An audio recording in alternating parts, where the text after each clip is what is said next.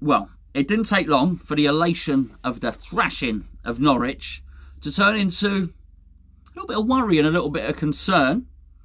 But anyway, Saturday was good. The weekend didn't end quite so well, did it? Look, a couple of victories for our rivals has changed the complexion somewhat. I say a couple, one for each rival. One for Bournemouth, one for Villa. If they'd had two each, then we really would be in trouble. But it certainly turned it from party time. I know there was a few thinking, well, hold on. A few on here in the comments saying, no, not yet. Don't celebrate yet. We need one more win. Give me the helicopter. David Gold, you reckon? Chance David Gold? Goldie boy. Coming back from our day at Ann Summers in the chopper. Probably our day on the chopper, in the chopper at Ann Summers on his way home. Anyway. So it seemed that the win against Norwich wasn't quite enough. So we go again on what is going to be a massive, massive game against Watford. I mean, it is going to be an absolute humdinger. There's no doubt about it. But this, I'll be lying if I said it's not. It's turned a little bit squeakos bummos, really, hasn't it? That's the Latin for squeaky bum. Squeaken Sie Bummenstein is the German. It's remarkably similar in any language, but the bum is squeaking, whereas it was confident. I'm not saying the bum was. We were confident before. Well, I certainly was anyway. But it's given us a little bit of worry. But I'm really, really looking forward to it. I've got to say, I'm gutted that we can't be in attendance as fans, because this is a big one. I do love my sport nice and competitive. I do not like processional sport. I don't like knowing the outcome of games. I was looking at the Premier League table the other day and Liverpool miles ahead, and I know City won last year and so on and so forth, but it wasn't competitive. And I looked at Germany and Bayern Munich are so far ahead, and PSG and so on and so forth. I do like a competitive game. This is a massive game. Just the stakes don't get any higher. It's for the biggest, a game between two teams who have been struggling this season for the biggest prize there is. Well, sporting, the biggest. It's not like saving the earth from a comet or anything, but it's for a big football prize. The prize is, well, money really, and where you play your football next season. I guess the prize isn't huge, but it's a huge game. It's a massive game. It's massively important. And I've not really read a lot of the build-up. I don't know a lot of the build-up, but a lot's going to be made of it during the week. It's a good fixture for the media because it gives them a lot to write about, gives them a lot to talk about, which I understand. But I think an awful lot will be made of Troy Deeney. And rightly so, because Troy Deeney is quite an exceptional character. He's obviously a fantastic captain for Watford. And you've got the whole narrative of the steely nerves of the double penalty thing against Newcastle going on. So that was really a must-win game for them, clearly. And Captain Deeney coming to the rescue is a massive one. And obviously we have history with him. Cup in the ear to the West Ham fans and this, that and the other. And then wishing us a Merry Christmas. Do you remember that? But he's a good guy. He's a good player. And he's a really good leader. But let's not discount our own qualities here, by the way. As I said in the previous video, we've been playing well. We've been attacking opposition teams quite a lot. Was it 19 shots and 10 corners against Burnley? Albeit we didn't win the game. We're not going to go into this Watford game with our tails between our legs. We're going there in good form. Fine, Watford have won a couple of games as well, but we're going there in good form. We're going there and playing well. That's the biggest thing. We're playing well. We're creating chances. Dodgy at the back? Yes. But Watford have got things that ain't going to be going for them. Look, we're going to deal with this in the preview later on in the week, but there's going to be ways to get at them as well. And we have leaders, and this is really the point I wanted to make. There's a lot will be made of Troy Deeney, but Declan Rice is a hell of a leader. Do I think he's off? I mentioned it. Yes, I do. I do think Declan Rice is off. All right? I think 3 more games of Declan Rice, that's gone. But he is fond of West Ham. Make no mistake about it. He's extremely professional and he is a leader. He's going to be trying to lead West Ham to victory on that pitch. I dare say Moyes will put out an unchanged team, so we can have Mark Noble in there as well. Whether you think Mark Noble should be in the team, whether he shouldn't be in the team, he's a leader. He's going to give us leadership qualities. And now other players who have come to the fore, who are clearly relishing the challenge.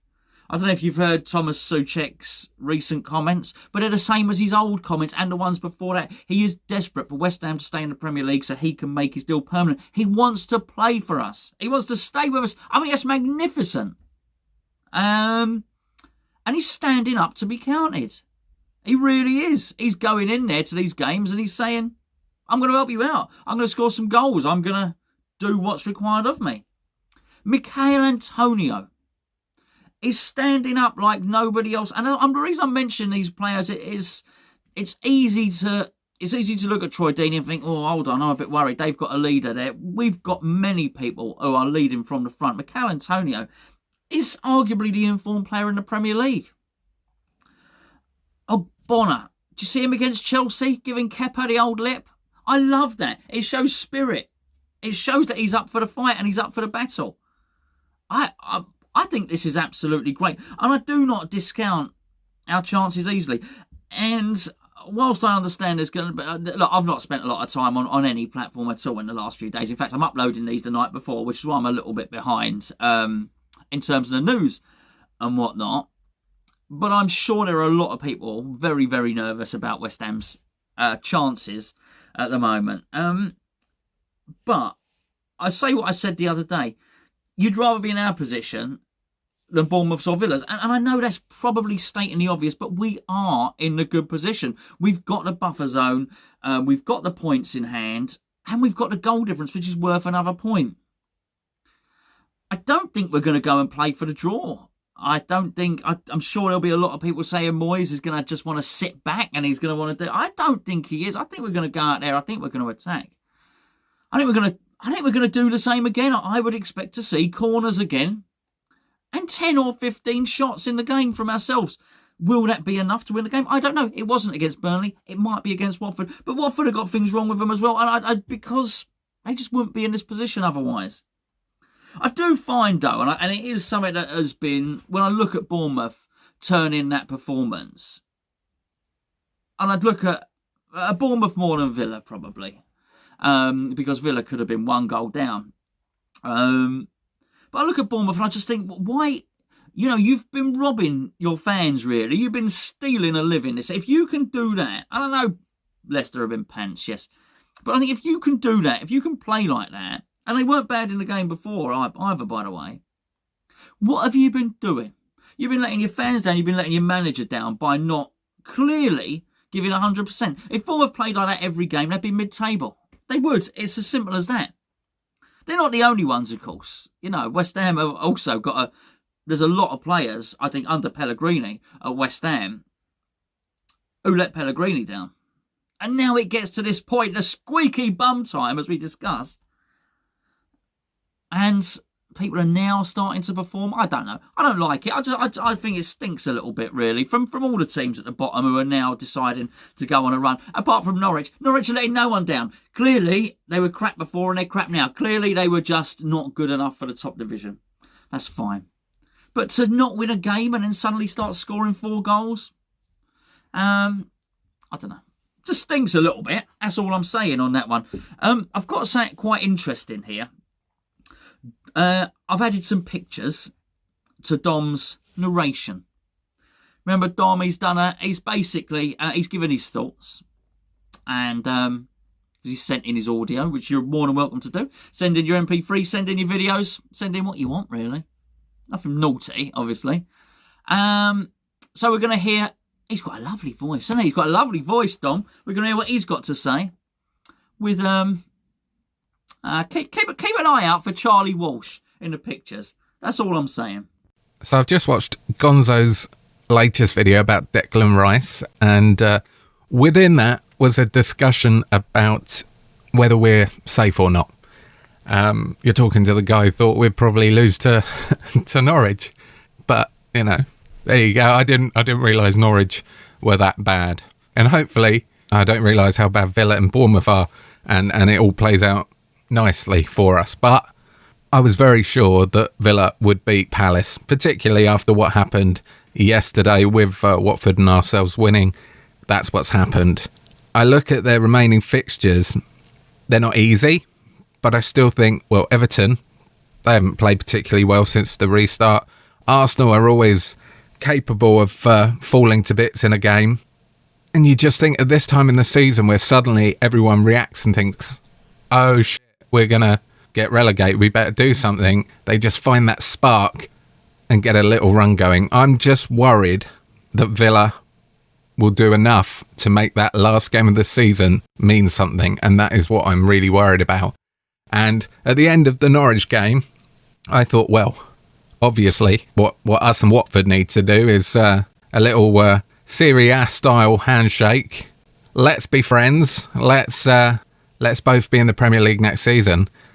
I'm kind of worried now that might not be enough. You know, Villa aren't a million miles away, and I don't want there to be any situation where they can overtake us on the final day of the season. I'm also a little bit worried about a WWE style heel turn, you know? We're there playing out a nice 1-1 draw with Watford, and then last minute, Troy Deeney thinks, I'm having this. 2-1, we lose.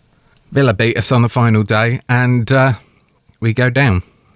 So much like our friend who's very much waiting on the mathematically safe scenario, I'm still not comfortable. God, you just think back, don't you, to that Newcastle game. You think we threw that away. We could have had 2 extra points. I think probably 2 extra points I'd have felt a lot more comfortable, or maybe I wouldn't.